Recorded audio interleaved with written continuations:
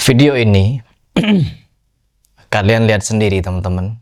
Pelakunya, pakaiannya, kalian bisa tahulah orang semacam ini berfaham apa dan kenapa dia membakar foto Pak Prabowo Subianto. Dugaan kuat bahwa orang tersebut adalah Muhyiddin Habib Rizik Syihab, yang dimana hanya Habib Rizik Syihab dan ya Muhyiddinnya yang sangat benci kusumat terhadap rezim Pak Prabowo sekarang, baik Habib Riziknya ataupun Muhyiddinnya. Ada beberapa video dari Pak Habib Rizik Syihab yang selalu berteriak-teriak tentang presiden kita. Presiden kita diteriakkan memelihara buzzer untuk memecah belah Kiai dan Habib.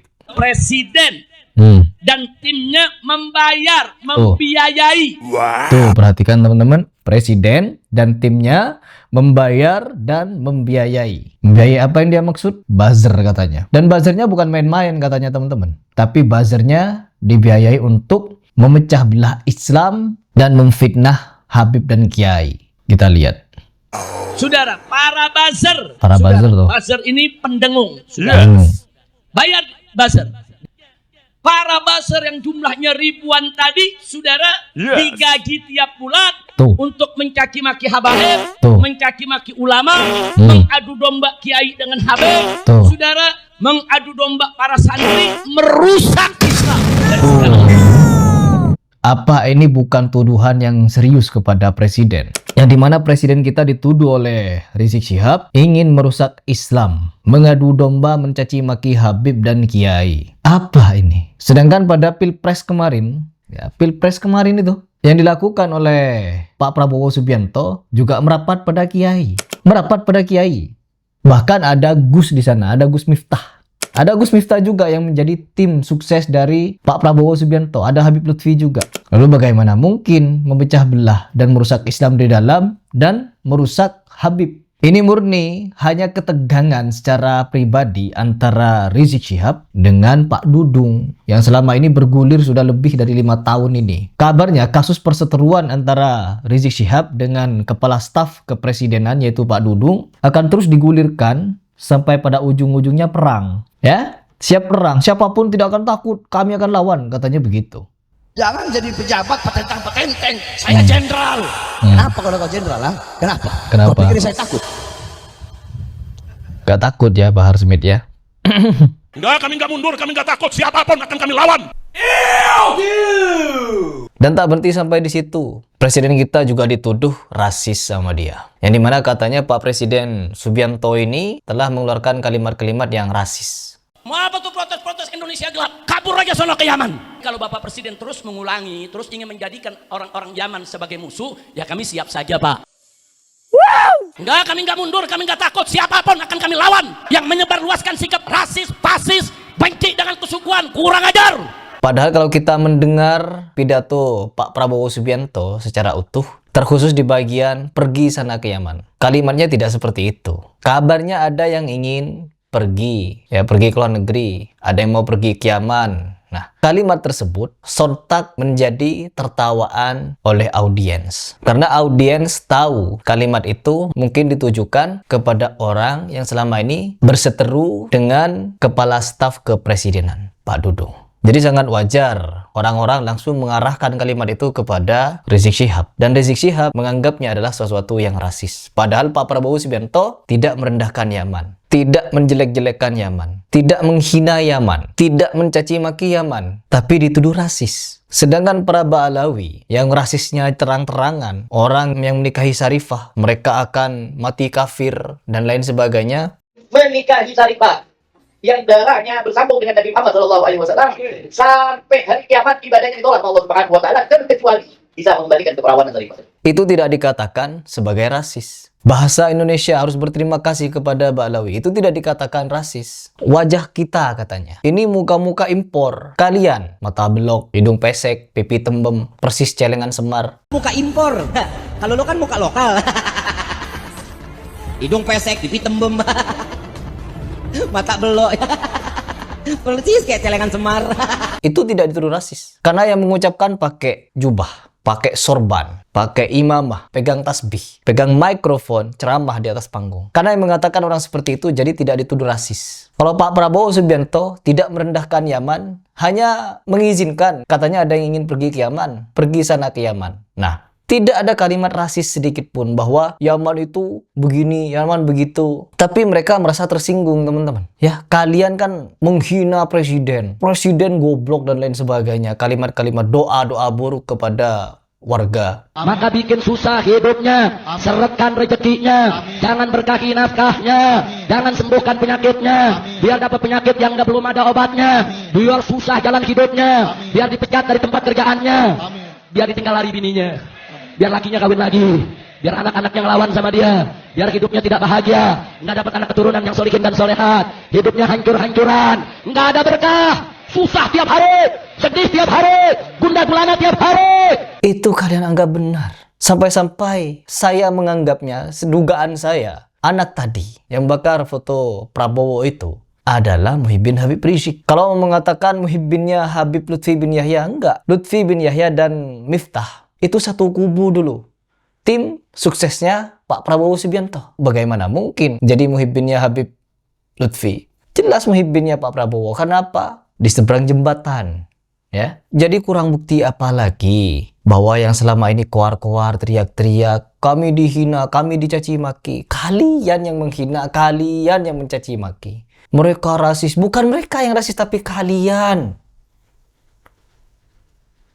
Kami disuruh pulang ke Yaman. Ngapain kalian bertahan? Di mana-mana, di panggung-panggung ceramah, para Habib menceritakan betapa hebatnya Yaman, betapa istimewanya Yaman. Tarim terkhusus Hadramaut, betapa mulianya, betapa istimewanya Yaman.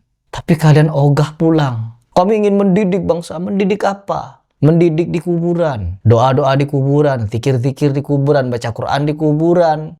Lah, kita hidup di akhir zaman lah. Coba tengok ngaji di pekuburan ya lah ya. Kita memohon kepada Tuhan itu ya. Terus joget di masjid lah.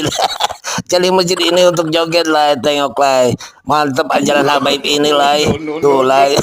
Ada lukisannya lagi masjidnya. Mantap banget ini ya. Udah canggih. Minta-minta ke kuburan.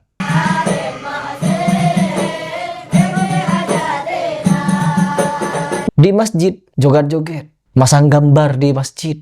Apa? Gedombrang-gedombreng di jalanan. Apa?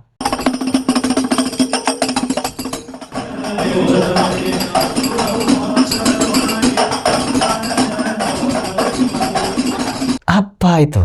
Mendidik apa? Oh, banyak anak bangsa yang kuliah ke Yaman. Pulang-pulang apa? Ya banyak juga yang ikut jejak Habib, ngedongeng. Kalian itu sebenarnya memang lebih pantas pulang ke Yaman. Karena apa? Di Yaman kalian bisa bebas, doa apa saja terkabul. Doa di kuburan Habib langsung terkabul instan. Punya masalah apa kalian? Apapun masalah kalian, tinggal pergi ke kuburan Habib, selesai. Kalau ada permasalahan di segala apapun, Al-Habib Abdullah bin Al-Haddad bilang, maka hendaknya kalian berziarah ke kuburan. Dan kuburan kami itu semua bisa menyelesaikan segala permasalahan. Apapun persoalan kalian, apapun hajat kalian, minta ke kuburan, selesai. Jadi Rasulullah menyampaikan, apakah engkau nggak tahu bahwa ziarah ke makam anakku Abdullah bin Al-Haddad ini bisa mengabulkan 70 hajat. Diam! Itulah kenapa mereka ini punya doa-doa madad-madad ya Husain. Madad, madad, madad, madad, madad ya Maulana Husain.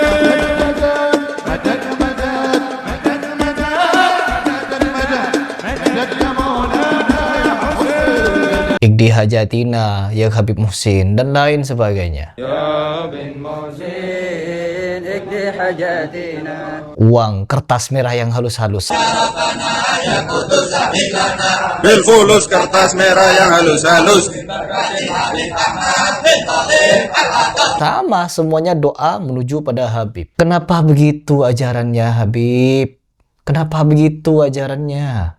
Ya Allah, kita sebenarnya gedek ya. Kita itu gedek sebenarnya. Cuman kalian semakin hari ya semakin mendoktrin saja. Dan pinter playing victim. Kami yang dihina, kami dicaci maki. Binatang anjing, aduh orang tua kamu adalah beracun.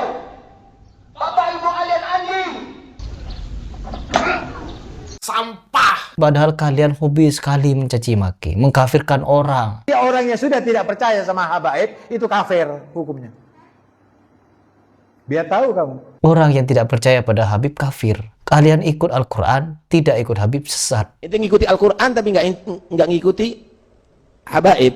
Ente juga sesat. Pernyataan ini rasis sebenarnya. Seolah-olah hanya golongan kalian yang paling benar, sedangkan golongan yang lain salah. Wahabi menyalah-nyalahkan, membidah-bid'ahkan. Kalau memang bid'ah mau dikatakan apa lagi? Kan kalian mengaku itu bid'ah. Bid'ah hasanah menurut kalian. Kalian menganggap itu bid'ah hasanah, orang-orang salafi menganggap itu ya bid'ah. Ya kalau mau berbicara bid'ah panjang urusan memang. Kalau mau dikembalikan pada keempat imam mazhab sampai kepada Nabi, tidak ada tuh. Empat imam mazhab sampai Nabi merayakan ulang tahun kematian, ulang tahun kelahiran, merayakan tahlilan 1, 3, 7, 40, 100 ribu hari, haul tahunan, ya ulang tahun kematian, maulidan ini, acara itu. Banyak sekali acara kalian. Padahal agama ini simpel, agama ini mudah. Tapi dibuat ribet dengan acara-acara bid'ah. Ujung-ujungnya apa? Ratusan kasus. Di bulan ini saja, di bulan Mei ini, baru pertengahan bulan Mei, sudah lebih 20 kasus ya menimpa kepada santri-santri dan santriwati. Bahkan mahasiswi pun kena di Universitas UNU namanya. Setelah kiai, dosen. Tapi kan di Ponpes Salafi juga ada. Iya, meskipun ada, ya kita akui. Tapi yang paling marak sekarang, ya di golongan kalian. Jadi perlu introspeksi sebenarnya. Yang dimana sekarang ini banyak sekali pembela-pembela yang sebenarnya buta mereka. Ya, buta. Menggiring opini kemana-mana. Framing dan lain sebagainya. Jadi memang kalau kalian jadi muhibbin Habib, ya pola pikir kalian ya akan sama dengan Habib. Habib mayoritas maksudnya. Kenapa? Habib yang minoritas nggak seperti ini ajarannya. Contohnya seperti Habib Salim Al-Muhdhar. Ada Habib yang lurus, tapi banyak Habib yang aneh nyeleneh.